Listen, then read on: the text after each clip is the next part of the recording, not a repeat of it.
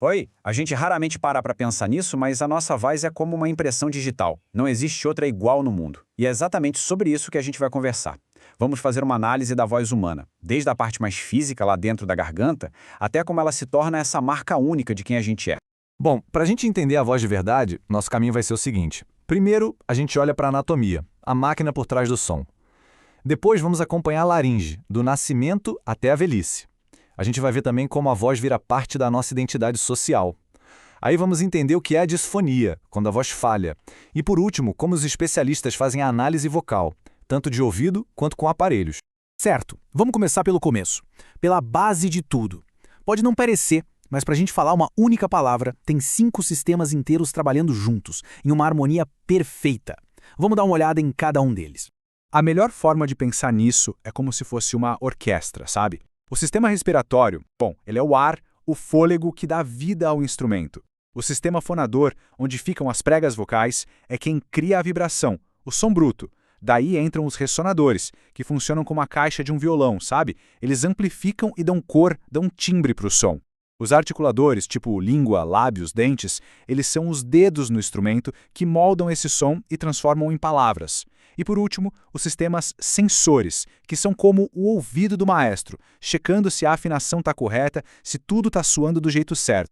Ok, agora que a gente já viu a orquestra inteira, vamos focar no instrumento principal, a laringe. Vamos ver como essa estrutura se desenvolve com a gente desde o comecinho da vida até o envelhecimento. A história da nossa laringe é longa, ela está em constante mudança. E olha que interessante, tudo começa lá na 4ª semana de gestação. Depois, na infância, ela tem uma posição, na puberdade vem aquela mudança drástica, na vida adulta ela amadurece e, claro, no envelhecimento ela também se modifica. É um processo de adaptação que dura a vida toda. E aqui a gente vê uma das coisas mais incríveis da nossa biologia. A laringe de um bebê fica lá em cima, bem alta no pescoço. E isso é uma sacada genial da natureza, porque permite que o bebê respire e mame ao mesmo tempo, sem risco de engasgar. É uma função de proteção. Conforme a gente cresce, a laringe desce. A gente perde essa habilidade, mas ganha outra coisa fantástica no lugar: o espaço e a estrutura necessários para desenvolver a fala complexa. E aí chega a puberdade, e com ela, a transformação talvez mais famosa de todas, a muda vocal. É aquele período de crescimento super acelerado da laringe, tudo por causa dos hormônios. O resultado? Uma mudança permanente na nossa voz. E essa muda vocal é bem diferente entre homens e mulheres. Nos meninos, a coisa é bem mais drástica. As pregas vocais podem crescer cerca de 10 milímetros. Por isso a voz cai tanto, quase uma oitava inteira na escala musical. E é aí que aparece o famoso pomo de Adão. Já nas meninas, a mudança também acontece, claro, mas é mais sutil. O crescimento é menor, por volta de 4 milímetros, e a voz desce só alguns semitons. É uma fase de adaptação gigante, não só física, mas para a identidade da pessoa também. E o tempo passa para todo mundo, inclusive para a laringe. O nome técnico para esse envelhecimento é presbilaringe. O que acontece? Bom, os músculos vão perdendo um pouco de massa, as pregas vocais podem ficar meio arqueadas, criando uma fenda, as cartilagens, que eram mais flexíveis, endurecem, até a lubrificação diminui. Tudo isso junto pode deixar a voz com um aspecto mais fraco, às vezes um pouco trêmulo ou com mais sopro, sabe? É o reflexo natural do tempo no nosso aparelho vocal. Beleza, já vimos a parte física, a biologia da coisa. Agora vamos para um lado fascinante. Como é que todo esse desenvolvimento físico ajuda a construir quem a gente é socialmente, a nossa identidade? Então fica a pergunta: a voz é só um som que sai da nossa boca? De jeito nenhum. Ela é muito, mas muito mais que isso. Ela se torna uma ferramenta super complexa para a gente se comunicar, é uma parte central de quem a gente é e é como a gente se conecta com os outros. E essa relação que a gente tem com a voz vai mudando ao longo da vida. Pensa bem, na primeira infância, a voz é sobrevivência pura. O choro do bebê é um reflexo para pedir ajuda. Depois, na infância, vira comunicação. A gente aprende imitando. Na adolescência, com a muda vocal, ela se torna um marcador de identidade. Às vezes até uma crise, né? Até a gente se adaptar. Aí na idade adulta, ela vira uma ferramenta de trabalho social. E na velhice, ela reflete todas as adaptações do nosso corpo. E é na vida adulta que a voz se firma. É quando ela se torna, de fato, a nossa impressão digital sonora. Ela passa a carregar a nossa experiência de vida, o tom que a gente usa no trabalho, o jeito que a gente fala com quem a gente ama. No fundo, é o som que diz quem a gente é. Bom, até agora a gente falou do caminho normal, do desenvolvimento esperado da voz. Mas e quando alguma coisa sai do trilho? É aí que a gente entra no assunto da disfonia.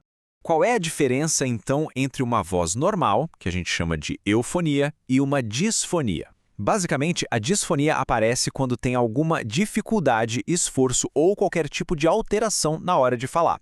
Pensa em rouquidão, cansaço para falar, a voz falhando. E um ponto importante, disfonia não é a doença em si, ela é um sintoma, é um aviso de que alguma coisa ali na produção da voz não está 100%. E as disfonias são classificadas dependendo da causa. A gente tem a funcional, que é por puro mau uso da voz. Pensa num professor que grita o dia todo e fica rouco. A laringe dele está normal, mas o uso está errado. Se esse mau uso continua por muito tempo, pode virar uma organofuncional. Aí sim, o mau uso causa uma lesão física, tipo um calo, um nódulo. E por fim tem a orgânica, que não tem nada a ver com o jeito que a pessoa usa a voz. A causa é outra. Pode ser um refluxo, uma paralisia. Entender a origem é o que vai dizer qual o melhor tratamento. Certo, mas como é que um profissional olha para tudo isso e consegue avaliar, medir, entender o que está acontecendo com uma voz? Pode parecer estranho, mas a principal ferramenta, o padrão ouro da análise vocal, ainda é o ouvido. O ouvido treinado de um profissional. É uma avaliação subjetiva, claro, mas não é um achismo. Ela é guiada por escalas bem definidas para que a análise seja consistente e precisa. Uma das escalas mais conhecidas é a GRBAS. Cada letra avalia uma coisa. O G é o grau geral da alteração. O R é de roughness, a rugosidade. O B é de breathiness, a soprosidade, se tem muito ar escapando. O A é de astenia, a fraqueza, e o S é de strain, a tensão. O avaliador dá uma nota de 0 a 3 para cada um desses pontos. Isso ajuda a transformar o que se ouve em algo mais objetivo. Além da escuta, é claro que se usa tecnologia. E uma das principais medidas acústicas é a frequência fundamental, ou F0. O que é isso? É bem simples. É o número de vezes que as pregas vocais abrem e fecham por segundo. Essa velocidade de vibração é o que o nosso cérebro entende como o pitch da voz, se ela é mais grave ou mais aguda. Para se ter uma ideia, a voz masculina de um adulto costuma ter uma frequência que varia ali entre 80 e 150 Hz. Ou seja, as pregas vocais vibram de 80 a 150 vezes por segundo. Já na voz feminina adulta, como as pregas vocais são um pouco menores, elas vibram mais rápido. A faixa fica em média entre 150 e 250 Hz. E é por isso que, geralmente, a voz feminina é mais aguda. E para fechar as análises, tem uma ferramenta visual incrível que é a espectrografia. Ela é literalmente um retrato da voz. Ela desenha o som para a gente. Numa voz saudável, o desenho é limpo, com umas linhas escuras bem definidas, que são os harmônicos. Agora, numa voz com disfonia, o retrato fica todo bagunçado, cheio de ruído, de borrões. Fica visível que a produção do som não está estável. Então a gente passou pela biologia, pelo desenvolvimento ao longo da vida, pela identidade social, e fica claro que a voz é muito mais que só um som. Ela é um reflexo de quem a gente é, na nossa saúde, na nossa história. E isso nos leva à reflexão final. Se a voz é mesmo essa impressão digital sonora, o que será que a voz de cada pessoa anda revelando sobre a sua própria história?